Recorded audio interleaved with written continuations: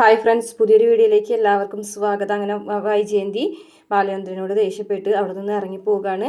ഇനി ഞാൻ ആ വീട്ടിലേക്കില്ല, വേലക്കാരിയായി വന്ന അവളും കൂടിയിട്ട് എന്നെ ചതിച്ചു എന്നൊക്കെ പറഞ്ഞിട്ടാണ് പോകുന്നത്. പക്ഷേ ഓവർ സ്പീഡിലാണ് പോകുന്നത്. അതുപോലെ തന്നെ അങ്ങോട്ടും ഇങ്ങോട്ടും ഒന്നും ശ്രദ്ധിക്കാതെ വണ്ടി പെട്ടെന്ന് ഒരു ലോറിയിൽ കൊണ്ടിടിച്ചിങ്ങാണ്ട് ഒരു ആക്സിഡൻറ്റ് സംഭവിക്കുകയാണ് വൈജയ്ക്ക് അവിടെ. അങ്ങനെ വണ്ടി ഒരുപാട് ആൾക്കാരെ കൂടുന്നതും അതുപോലെ വൈജയന്തിനെ ആംബുലൻസിൽ ഹോസ്പിറ്റലിലേക്ക് കൊണ്ടുപോകുന്നതുമായിട്ടുള്ള ഭാഗങ്ങളൊക്കെ പ്രമോല് കാണിച്ചിട്ടുണ്ട്.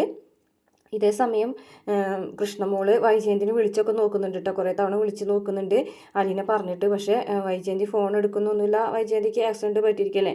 അതുപോലെ തന്നെ ബാലേന്ദ്രൻ ഒരു സ്വപ്നം പോലെ കണ്ടിട്ട് ഇങ്ങനെ ചാടി എഴുന്നേൽക്കുന്നതും പിന്നീട് കൊല്ലപ്പള്ളി വീട്ടിൽ വൈജയന്തിക്ക് ആക്സിഡൻ്റ് ആയിട്ടുള്ള സംഭവം അറിയാണ്. അങ്ങനെ ആ അറിഞ്ഞ വിവരം കമല മനുവിൻ്റെ അടുത്ത് വന്ന് പറയുന്നുണ്ട്. അവൾ വലതുകാല് വെച്ച് കയറി വൈജയ്ക്ക് പണി കൊടുത്തു എന്ന് പറയുന്നുണ്ട്. അപ്പോൾ മനു ആണെന്നുണ്ടെങ്കിൽ ഈ ഒരു വിവരം അറിഞ്ഞിട്ട് ആകെ ഞെട്ടിത്തരിച്ച് പോവുകയാണ്. അതിനുശേഷം പിന്നീട് ബാലചന്ദ്രനും ഈ വിവരം വിളിച്ച് പറയുന്നുണ്ട് വൈജയ്ക്ക് ആക്സിഡൻ്റ് ആയി എന്നുള്ള കാര്യം. അപ്പോൾ നാളത്തെ എപ്പിസോഡിലെ പ്രധാന ഭാഗങ്ങളാണ് പറഞ്ഞത്. അപ്പോൾ വീഡിയോ ഇഷ്ടപ്പെടുകയാണെങ്കിൽ മറക്കാതെ നമ്മുടെ ചാനൽ ഒന്ന് സബ്സ്ക്രൈബ് ചെയ്ത് സപ്പോർട്ട് ചെയ്യണം കേട്ടോ.